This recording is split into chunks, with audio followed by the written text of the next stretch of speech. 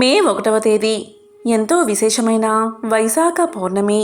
ఈ వైశాఖ పౌర్ణమిని మహావైశాఖి అని కూడా పిలుస్తారు. ఎంతో శక్తివంతమైన రోజు ఇది.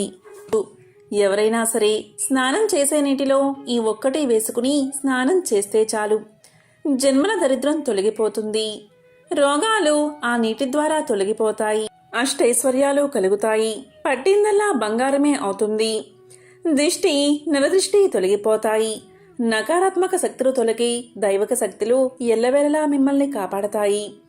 మరి మహావైశాఖి రోజు అంటే వైశాఖ పౌర్ణమి రోజు స్నానం చేసే నీటిలో ఏం వేసుకుని స్నానం చేస్తే సకల వ్యాధులు తొలగి మంచి ఆరోగ్యం లభిస్తుందో ఇప్పుడు ఈ వీడియోలో తెలుసుకుందాం. పూర్ణిమ తిథి నాడు విశాఖ నక్షత్రం ఉండడం వల్ల ఈ మాసానికి వైశాఖ మాసము అనే పేరు వచ్చింది. ఇది శ్రీ మహావిష్ణువుకు అత్యంత ప్రీతికరమైన మాసం. ఆధ్యాత్మికత, పవిత్రత, దైవ శక్తి ఉన్న నెలలో వైశాఖ మాసానికి ప్రత్యేక స్థానముంది. ముఖ్యంగా ఈ మాసంలో ఆచరించేటటువంటి స్నాన, పూజ, దాన ధర్మాల వల్ల మానవుడికి ఇహలోకంలో సౌఖ్యం, పరలోకంలో మోక్షం లభిస్తుందని పురాణ కథనం. వైశాఖ పూర్ణిమకు మహావైశాఖి అనే పేరు వ్యవహారంలో కనబడుతుంది. సంపూర్ణమైనటువంటి వ్రతమిది. ఈరోజు ఆధ్యాత్మిక సాధకులు ఏం చేసినప్పటికీ అధిక ఫలితాలు లభిస్తాయని శాస్త్రాలు చెబుతున్నాయి. సంవత్సరంలో ప్రధానమైన కాలాలలో 2 ఋతువులుగా చెప్తారు. అవి వసంత ఋతువు, శరదృతువు. శరదృతువు ఆశ్వయుజ కార్తీక మాసంలో వస్తుంది. వసంత ఋతువు చైత్ర వైశాఖ మాసాలలో వస్తుంది. ఈ 2 ఋతువుల్లోనూ భగవత్ ఆరాధనకు ప్రత్యేక స్థానముంది. ఈ 2 ఋతువుల్లో శరణ్ నవరాత్రులు, వసంత నవరాత్రులు చేయడం జరుగుతుంది. సమ ప్రాధాన్యం ఈ రెండిటికి మనకు సంవత్సరంలో కనబడుతుంది. వాతావరణంలోనూ రెండిటిలోనూ ఒక విధమైన సమలక్షణం కనబడుతుంది. ఇన్ని ప్రత్యేకతలు ఉన్న కారణం చేతనే ఈ 2 ఋతువుల్లో వచ్చిన పూర్ణిమలకు అత్యంత ప్రాధాన్యత ఉంటుంది. ఈ 2 ఋతువుల్లో మనకు మొత్తం 4 పూర్ణిమలు వస్తాయి. చైత్ర పూర్ణిమ, వైశాఖ పూర్ణిమ, ఆశ్వయుజ పూర్ణిమ, కార్తీక పూర్ణిమ. ఈ 4 పూర్ణిమలకు ప్రత్యేకమైన ఆరాధనలు చేసి సంపూర్ణటువంటి యజ్ఞ ఫలాన్ని మనం పొందవచ్చని శాస్త్ర వచనం. వైశాఖ మాసానికి వేద శాస్త్ర రీత్యా మాధవ మాసము అనే పేరు. ఋతురాజైన మాసాలలో ఇది 2వ నెల. దైవశక్తి పరంగానూ ఎంతో ముఖ్యమైనదని ధార్మిక గ్రంథాలు చెప్తున్నాయి. స్నాన, దాన, జప హోమాదులకు సమ ప్రాధాన్యం కలిగిన ఈ మాసమంతా ఎంతో మహిమాన్వితమైనది. ప్రత్యేకించి ఈ మాసంలో పూర్ణిమకు ఒక వైశిష్టం ఉంది. మాసశక్తి అంతా ఈ పూర్ణిమలో కేంద్రీకృతమై ఉంటుంది. ఇది ఎంతో మహిమాన్వితమైనదని పురాణాలు చెబుతున్నాయి. మాసమంతా సాధన చేయలేని వారు ఈ ఒక్క రోజైనా అంటే వైశాఖ పూర్ణిమ రోజైనా నియమబద్ధంగా చేసే సాధనలు శీఘ్రంగానూ పూర్ణంగానూ ఫలితాన్ని ఇస్తాయని, అందుకే దీనికి మహావైశాఖి అని శాస్త్ర వ్యవహారమని పురాణాలు చెబుతున్నాయి. ఈ రోజు చేసే దానానికి విశేష ప్రాధాన్యత ఉంది. గ్రహదోషాలు తొలగించుకోవడానికి, అరిష్టాలను నివారించడానికి జలదానం, వస్త్రదానం చెయ్యాలని మన పెద్దల మాట. బాటసారులకు జలం, శీతల పానీయాలు సమర్పించిన వారికి తాపహరణం కలుగుతుందని పురాణ వచనం. వసంత పూర్ణిమలో వైశాఖి 2వది కనుక దానికి మరింత ప్రత్యేకత ఉంది. మహాత్ములు వసంతం వలె లోకహితం కోసం సంచరిస్తూ ఉంటారని వివేక చూడామణిలో ఆదిశంకరులు తెలియచేశారు. వసంతం చిగురింతలతో, పూలతో, పళ్లతో వనాలకు పచ్చితనాన్ని, సౌవల్యాన్ని ప్రసాదిస్తుంది. ప్రాణులకు మేలు కలిగిస్తుంది. తానేమీ ఆశించదు. అదేవిధంగా మహాత్ములు కూడా తమ జ్ఞానంతో, స్వార్థరహితమైన సహాయంతో, అనుగ్రహంతో లోకానికి మేలు కలిగించడానికే సంచరిస్తారు. ఈ వైశాఖ పూర్ణిమకే జ్ఞాన పూర్ణిమ అని సృష్టమవుతుంది. మందర పర్వతానికి ఆధారశక్తి స్వరూపంగా ఉపాసించి ఆదికూర్మం అవతరించిన పుణ్యతిథి ఇది. మంగళకరమైన గౌరీదేవిని ఆరాధించే పూర్ణిమ ఇది. ఈ వైశాఖ పూర్ణిమ రోజున బుద్ధ పూర్ణిమ అని కూడా పిలుస్తారు. ఈరోజు ఆధ్యాత్మిక సాధనలో చేయడం ద్వారా అధిక ఫలితాలు పొందవచ్చని చెప్తూ ఉంటారు. ఈ రోజున గౌతమ బుద్ధుడు జన్మించాడని, అలాగే ఇదే రోజున జ్ఞానోదయం కలిగిందని చెప్తూ ఉంటారు. బుద్ధుడు భూమండల ప్రభువైన సనత్ కుమారులు పరమగురువుల పరంపర మధ్య వారధిగా ఉంటాడని, అందువల్లే వైశాఖ పూర్ణిమ బుద్ధ పూర్ణిమగా ప్రసిద్ధి చెందిందని, భూమండల ప్రభువు ఆవాసమైన ఉత్తర హిమాలయాల్లో నెలకొని ఉన్న సంబల కేంద్రం ప్రేరణ వస్తుందని, దశావతారమైన కల్కి సంబల గ్రామం నుంచి అవతరిస్తాడని భాగవత పురాణంలో ఉంది. ఈరోజు ఎంతో పవిత్రమైన రోజు. శ్రీ మహావిష్ణువును ఈరోజు తులసీ దళాలతో పూజిస్తే కోరిన కోరికలు నెరవేరతాయి. ఈరోజు ఉదయం లేవగానే తల స్నానం చేసి శ్రీ మహావిష్ణువును భక్తి శ్రద్ధలతో పూజిస్తే కలిగే పుణ్యం అనంతం. మనం ఏ విధంగా అయితే కార్తీక మాసంలో కార్తీక పురాణం చదువుతామో వింటామో, అలాగే వైశాఖ మాసంలో వైశాఖ పురాణం చదవడం వినడం మరీ ముఖ్యంగా. ఈ పురాణం చదవడం వినడం వల్ల విశేష ఫలితాలు మీ జీవితంలో కలుగుతాయి. వైశాఖ పురాణం విన్నా చాలు అటువంటి వారి పాపాలన్నీ నశించి అనంత పుణ్యం లభిస్తుంది.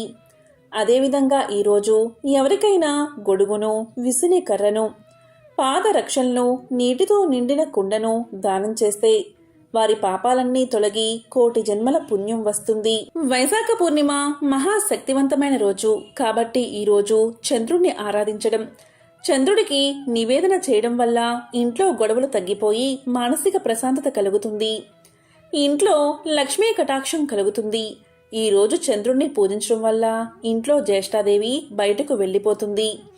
ధనం నిలుస్తుంది. అప్పుల బాధలు తొలగిపోతాయి. రుణ విముక్తి కలుగుతుంది. ఈరోజు లక్ష్మీదేవిని ఆరాధించడం వల్ల అఖండ లక్ష్మీ కటాక్షం కలుగుతుంది. ఈరోజు లక్ష్మీదేవి ముందు దీపం పెట్టి చక్కెర పొంగలిని నైవేద్యంగా పెడితే అటువంటి వారి కోరికలు త్వరగా నెరవేరతాయి. ఇలా ఈరోజు ఎవరైతే చేస్తారో అలాంటి వారి ఇంట్లో జ్యేష్ఠాదేవి బయటకు వెళ్లిపోయి లక్ష్మీదేవి ఇంట్లో అడుగు పెడుతుంది. ఈరోజు తులసి మొక్కను, రావి చెట్టును పూజిస్తే సంవత్సరం మొత్తం విశేష ఫలితాలు కలుగుతాయి. ఈరోజు తులసికోట ముందు ఆడవారు గులాబీ పువ్వులను ఉంచి 9 వత్తులు విడివిడిగా వేసి ఆవునేతితో దీపాన్ని వెలిగించండి. ఎందుకంటే తులసీమాతకు 9 వత్తుల దీపమంటే చాలా ఇష్టం. ఈ రోజు రావి చెట్టును పూజిస్తే విశేష ఫలితాలు కలుగుతాయి. ఈ రోజు రావి చెట్టుకు ఎరుపు రంగు దారం కానీ పసుపు రంగు దారం కానీ ఒక 8 సార్లు చుట్టి రావి చెట్టు మొదట్లో నీరు పోసి పసుపు కుంకుమ చల్లి రావి చెట్టుకు 8 ప్రదక్షిణలు చేస్తే సంవత్సరం మొత్తం మీకు మంచి జరుగుతుంది. ఇటువంటి శక్తివంతమైన రోజు ఏమీ చేయలేని వారు ఇంట్లో లక్ష్మీనారాయణలకు ఒక తులసి దళం సమర్పించినా చాలు. సంవత్సరం మొత్తం విశేష ఫలితాలు కలుగుతాయి. ఆదాయం పెరుగుతుంది. ధనాదాయం పెరుగుతుంది. ఈరోజు బెల్లం, సొంటిని దానం చేస్తే సకల పాపాలు తొలగి పుణ్యఫలం లభిస్తుంది.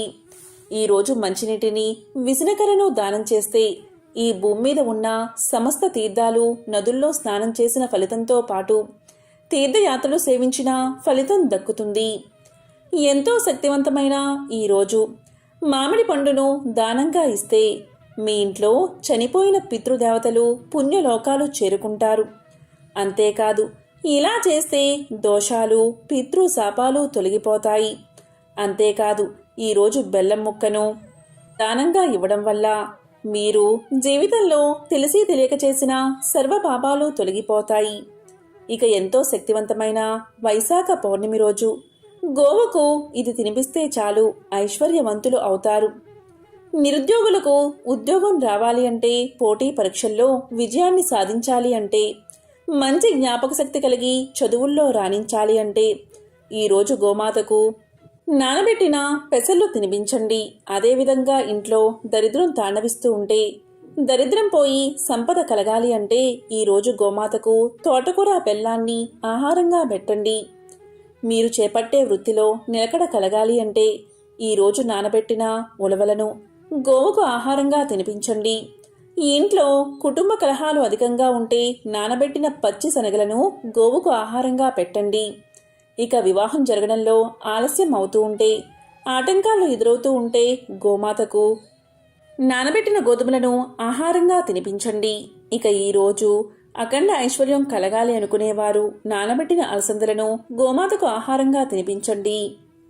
ఎంతో విశేషమైన ఈ మహావైశాఖి అంటే వైశాఖ పౌర్ణమి రోజు ఉదయం సాయంత్రం స్నానం చేసే నీటిలో ఈ ఒక్కటి వేసుకుని స్నానం చేస్తే జన్మ దరిద్రం తొలగిపోతుంది.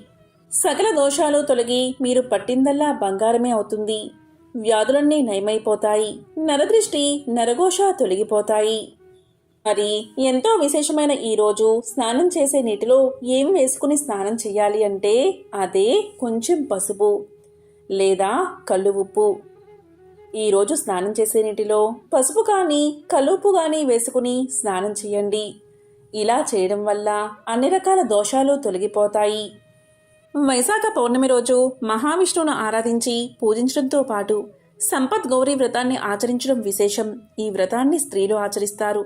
సంపదలు కలగాలి అనే కోరికతో ప్రతి మహిళ పసుపుతో గౌరీదేవిని చేసి పూజించి ఆ పసుపు గౌరీదేవిని ముత్తైదుకు వాయనం ఇవ్వడం ఈ వ్రతం విశేషం. అలాగే విష్ణు సహస్రనామ పారాయణం చేయడం, గౌరీదేవిని పూజించడం, సత్యనారాయణ స్వామి వ్రతాన్ని చేయడం, అన్నమాచారుల వారిని, బుద్ధుడిని, కూర్మావతారంలో ఉన్న మహావిష్ణువుని పూజించడం విశేషం. కాబట్టి ఎంతో విశేషమైన వైశాఖ పౌర్ణమి రోజు ఇటువంటి విధి విధానాలు పాటించి ఆ శ్రీమన్నారాయణుడి అనుగ్రహాన్ని పొందండి. ఓం నమో నారాయణాయ. ఓం నమః శివాయ. ఓం శ్రీ మహాలక్ష్మియే నమః.